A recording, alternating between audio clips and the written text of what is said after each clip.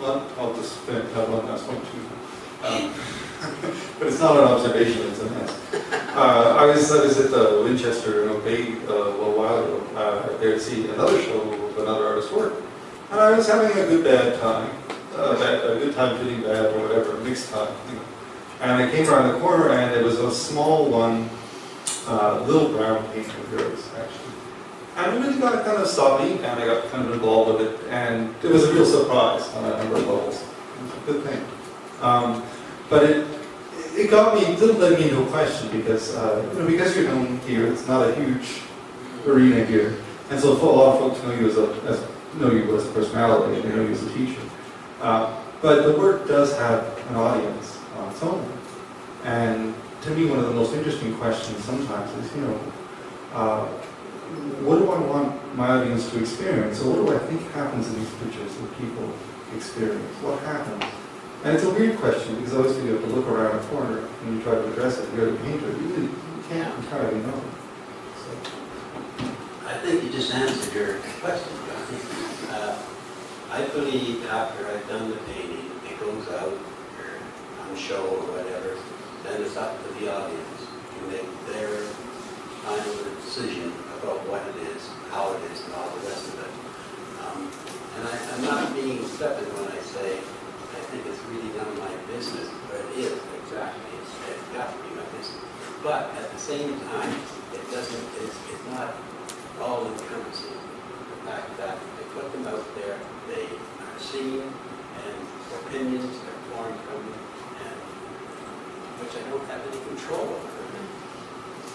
And as far as having any control over that, I'm not interested.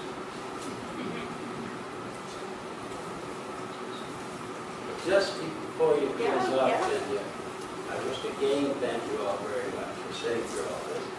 And especially I want to thank John and Harry. Insightful questions. And I appreciate your involvement. Pleasure, John.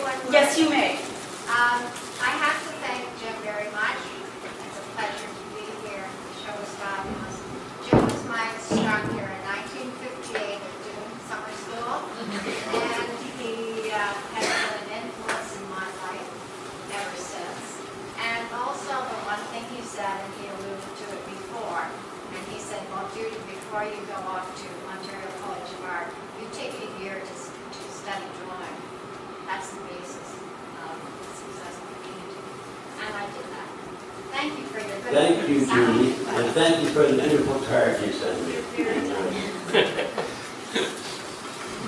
So on behalf of the gallery, I also want to just thank Harry Stanbridge and John Luna for joining the conversation. And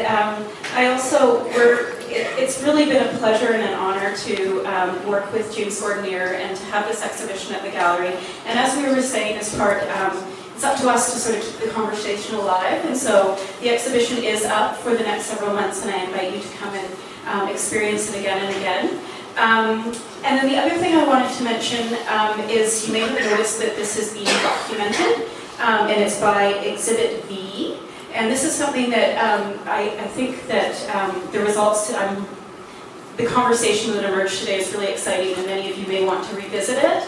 And so if I can ask them if they can approach you, Brad, and with business cards and information if they wanted to get the contact information. I think that oftentimes it takes about a week or so to get it online, except there will be a version of this online too that you can access, which is fabulous. And I guess that's all I want to say. He did mention if you're looking for more information, there was a lovely catalog that was produced alongside with essays by Nicole Stanbridge and Lisa Baldessera, and beautiful reproductions of some of the work in this show. So I encourage you to check that out too if you're just looking for a little bit more. So thank you so much. Much appreciated.